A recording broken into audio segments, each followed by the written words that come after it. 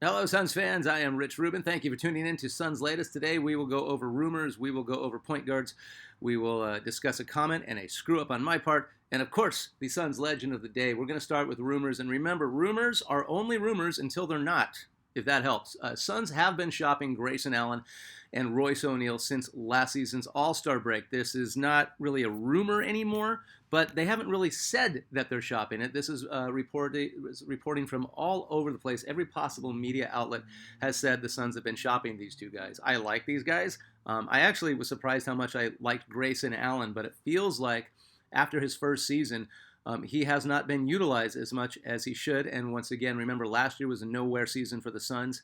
I don't put a whole lot of stock into anything that happened last year. I think it's a fresh start, and it is with all the new front office, all the new faces. So even the guys that have been there and might not have been factors in this horrifically nowhere season last year, fresh slate for them. So that being said, Grace Allen and Royce O'Neal are pretty good glue guys, pretty good locker room guys. I would like for them to get a fair shake because I think they can contribute. At the same time, interest in Warriors tweener Jonathan Kuminga also mentioned in a possible KD trade at the All-Star break last year. Those two and maybe a second rounder for Kuminga. Well, what do you think? Does that make the Suns better? Does that leave them in the same spot? I mean, it definitely makes them younger, a little more athletic. I don't know. I just think that Kuminga, with all the upside, and I mentioned this in the last Suns latest, he needs a facilitator, not a point book and not an old school Monty Morris who I like, but he needs somebody who is a pass first point guard or a pass first point forward who can get him the ball. Can't create his own shot unless he just, unless he's ISO. And look what happened with the Suns last year and three guys playing ISO ball. It didn't really work. The most dangerous rumor, and I'm glad this is just a rumor, that the Suns dialogue with Ben Simmons and his camp. And I'm hoping this is true, but hear me out. Here's why I hope it's true. Word gets out that the Suns dialogue with Ben Simmons and his camp. That means any other team that might be shopping a point forward or a point guard might go, oh, the Suns really want a point guard. Who do we got? What can we get from them? So that starts real dialogue, not rumored dialogue. I hope the Suns do not go after Ben Simmons. I wish the Suns had gotten Ben Simmons when he is in his second year after the injury and he was first out of school, because that guy was supposed to be the future of the NBA and he was proving it his first couple of years. They were LeBron comparisons. 6'10", could do it all, could guard every position. Pinpoint passing, his three-point shot was improving. All-star, third team All-NBA, honorable mention All-NBA defense. I mean, Ben Simmons was supposed to be it, and then it all went to hell. And there's a lot of things that go into that.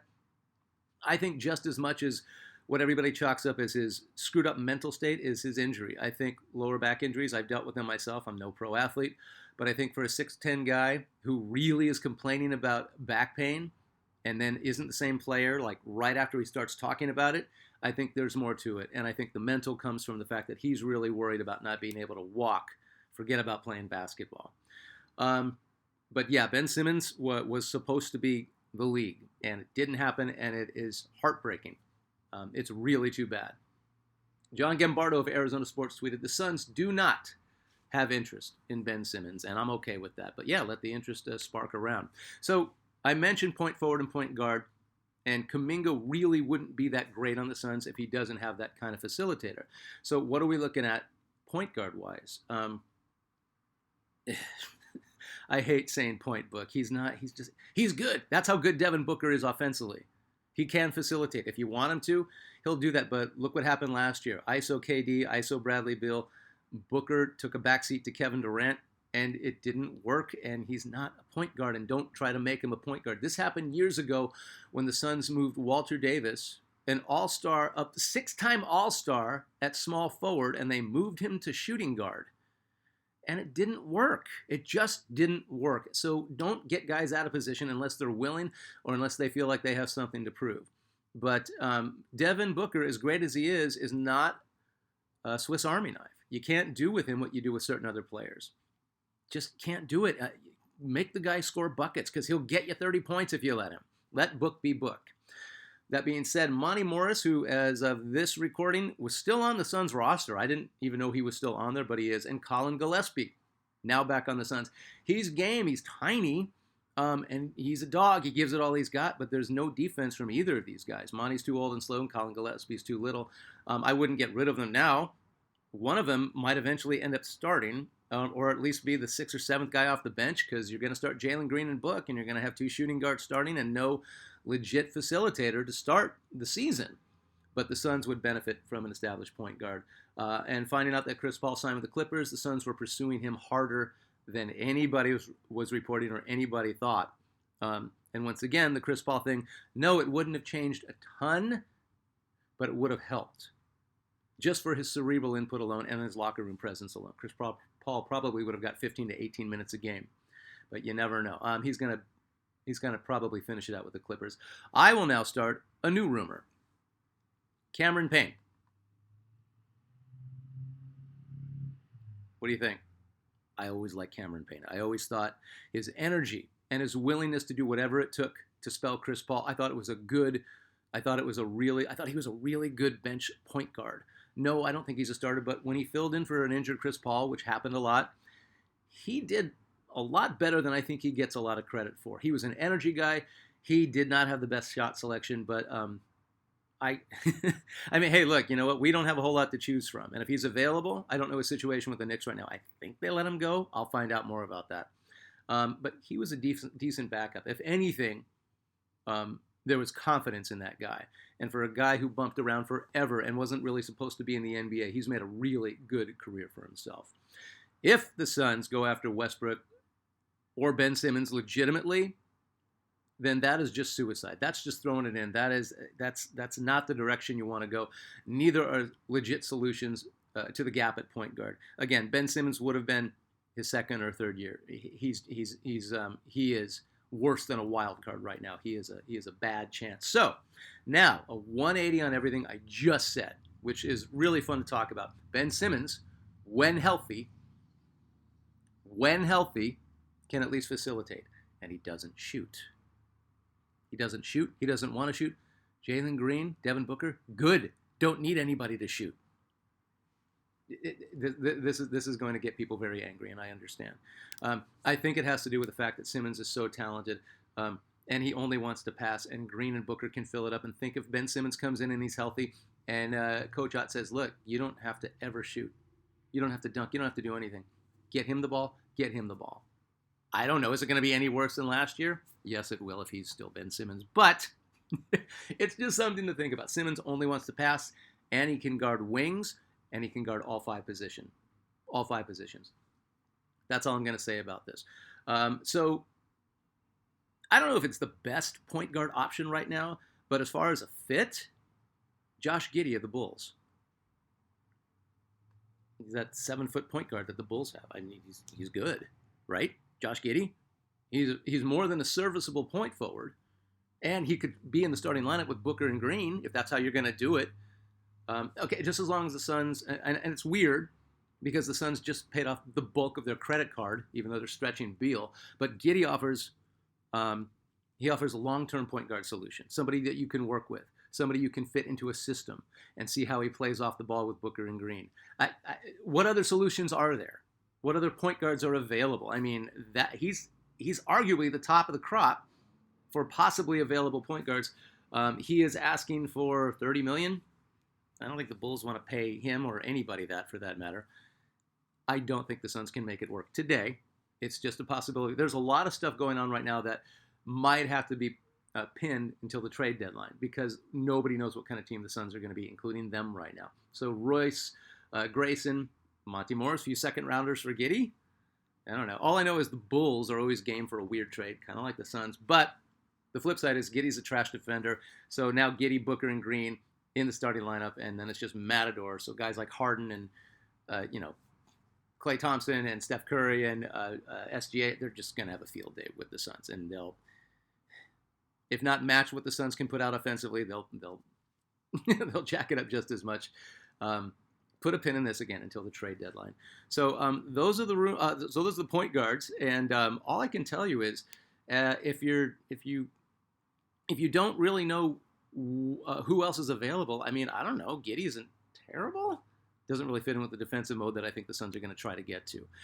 So what I'm going to start doing from now on this is I'll read your comments. Thank you for commenting. I don't care if they're negative. It's nothing personal. It's all about the Suns. It's not about me. It's not about us. It's about the team. So if you got something to say, that's cool. Comment all day long. This is a really good question. From at Metallicop on YouTube. That's a pretty cool handle. If we got Kuminga, who goes to the bench? And that's a great question. We talked about the Warriors' Jonathan Kuminga yesterday. The Suns reached out last season when they first started shopping KD. Booker and Green will for sure be the starting backcourt. I see Dylan Brooks, and at power forward, Ryan Dunn at small forward, and a healthy Mark Williams, if he's healthy, at center. If not, Nick. So Kuminga is listed as a power forward, but he's quick like a small forward. He can play either one. But let's say he's on the Suns tomorrow. Unless he's guaranteed a starting spot, because I don't think the Suns bring him in and don't let him start. But unless he's guaranteed, like let's say this is all happening, and hey, we're going to bring you in. You got to fight Dunn and Brooks for that starting spot. We don't care if you're power or small. That's what I think should happen if and when they bring in Kuminga. Again, I don't think Kuminga is needed or necessary right now. There's a lot of things that we're going to wait and see what happens at the trade deadline. So thank you, Metallica. I freaking love that handle. Thank you, Metallica, for the question. I'll answer as many as I can. As we keep doing Suns Daily, it's really fun that you're responding and subscribing, and thank you. And it's pretty freaking cool that we got this little fun thing going, and thanks to Fan Arch as well. All right, moving on to the Suns Legend of the Day. So, I'll get this right one of these days. This is Truck Robinson. That's his Nike nickname poster. So that is Leonard Eugene Truck Robinson, who came to the Suns in 1979. Without any real good reason, Truck was one of my favorite players ever. When I was a kid, because I was tiny, I always thought the power forward was the coolest thing to be if you were on an NBA team or any team, or even my school league team. I was always a guard who couldn't shoot and couldn't run point. In other words, I sat on the bench. But Truck Robinson was the epitome of the power forward. The guy who got you rebounds, the thick-bodied muscle guy who didn't take any crap from anybody. Truck was his nickname because he ran over you, sort of. So anyway, he played from 74 to 85, drafted in the second round by the Washington Bullets. They were the Washington Bullets back in the day. They were not the Wizards. If the Wizards decide to change their name back to the Bullets, no problem with that. I know why they changed it to the Wizards. I get it. I think it's fine if you just go back to the Washington Bullets. I think there's more history to the term Bullets when it comes to Washington, D.C. than the Wizards, which have nothing to do with the District of Columbia. 1 year with the Hawks, 2 years with the then New Orleans Jazz, on to the Suns in 79 until 82, finished with the Knicks in 85. So Truck got a ring with the Bullets in 75, played with Elvin Hayes and Wes Unseld and Bobby Dandridge, led the league in minutes played and rebounds per game at 15.7 with the Jazz 2 years later in 1977. Also, and so many people forget this because he only made it once, Truck Robinson in 1977, first team All-NBA. First team, along with teammate Pistol Pete Maravich. Both of them, first team All-NBA. And they won 39 games that year. Remind you of any team from Phoenix last year? Huh? Great scorers, two of the best players in the league. Can't do anything with that? Yeah. So, because of that, and the Jazz, when they were in New Orleans, now they're in Utah, but they kept the name Jazz. In 79, the Suns traded fan favorite Ronnie Lee, Marty Burns, two first-rounders, and everyone, including me, thought we had our final piece to get a ring. The Suns were always good, but we finally got our guy. Living in Phoenix, you thought every decent player that the Suns got, especially an all-star player, especially the guy who led the league in rebounding and a guy who was first-team All-NBA. If you got a guy like that on your team, that was the missing piece.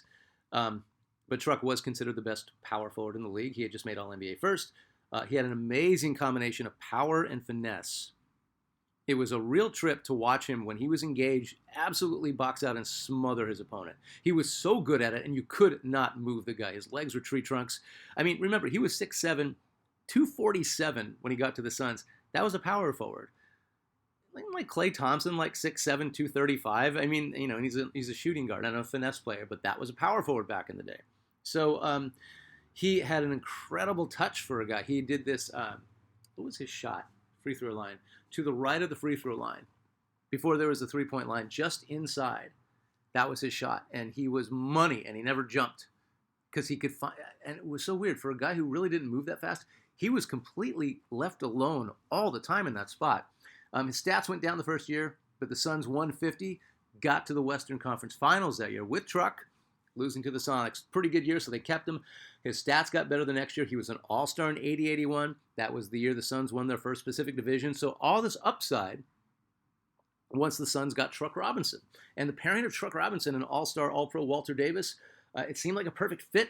But as the season went on, Truck shot more, he rebounded less, and he started to look like just a thick Walter Davis who couldn't move as fast. On paper, Truck was what you wanted in a power forward, and he had some monster games. I remember he had a 20-rebound game. That just didn't happen in Phoenix. So it was bittersweet with Truck because you always saw that this guy, oh my God, this guy could take over. This guy could be the rugged, power forward, tough guy, enforcer that you wanted to. But after the 82 season, the Suns traded Truck to the Knicks for another Suns legend and the other best power forward in the league, Maurice Lucas. So 11 years in the NBA, had some good seasons. As I said, there were times where Truck Robinson looked like the best guy in the league, easily the best power forward in the league. And when motivated, he got all the rebounds. He got as many rebounds as he wanted to. He just, as the years went on, and this was the problem when he got to the Knicks too, he just settled for his jump shot and did not want to mix it up. But when he was on, he was absolutely unstoppable. A lot of people felt that he coasted, did the bare minimum. Super talented, awesome NBA body for the time. You could see sometimes he wasn't unfocused. You could see that his heart wasn't in it, and he was like the well. I will always consider Truck a legend because the excitement of him coming to Phoenix and the first few years he was an all-star caliber player, Nike nickname poster. I mean that's big league stuff, especially when you were in Phoenix and not much else was happening. He was a Kings assistant from 09 to 2012, and that's the last anybody's really heard of him. He went back to New Orleans within the last 5 years, along with Gail Goodrich, our most recent Suns legend of the day, and the Jazz, the New Orleans Jazz very first draft pick, whose name was Aaron James. Aaron James' nickname was Parking Lot because that's how far out he'd start shooting. The three of them did a Hall of Fame thing in New Orleans within the last 10 years. It was kind of nice. But Truck, always a private guy. I saw him out once at a Baskin Robbins in Phoenix when I was actually working there. I saw him once out publicly. He was the worst quoted Sun player I've ever seen. Just never had anything to say. His interviews were really boring. He didn't look at the camera. He might have just been very shy. But as far as celebrity and being the man, just wasn't his thing. You could also see it after the games, win or lose, good game or bad game. He'd just go to the locker room. He'd sign autographs, but he'd never stop walking. He wasn't what you'd call an outgoing human being. I don't need that for my guys. I just want them to win. My dad saw him on the Scottsdale golf course with his daughter, but this was probably 15 years ago. So I'm assuming after he retired in 85 from the Knicks, he moved back to somewhere in Arizona. A lot of former NBA players live in an area in Paradise Valley in Arizona. Charles Barkley lives there. A ton of them live there. If you want to see an NBA player outside of the arena, go to Scottsdale. They're all there. But that's the last time anybody I have heard of had seen him or talked to him or saw him do anything. So he kept to himself. He was a private guy, and he's maintained that. So Leonard Eugene Truck Robinson is your Suns legend of the day. Keep commenting. I really like the interaction. This is a lot of fun. We'll keep doing it, okay? All right, thank you for tuning in to Suns Latest. I'm Rich Rubin. We'll talk soon.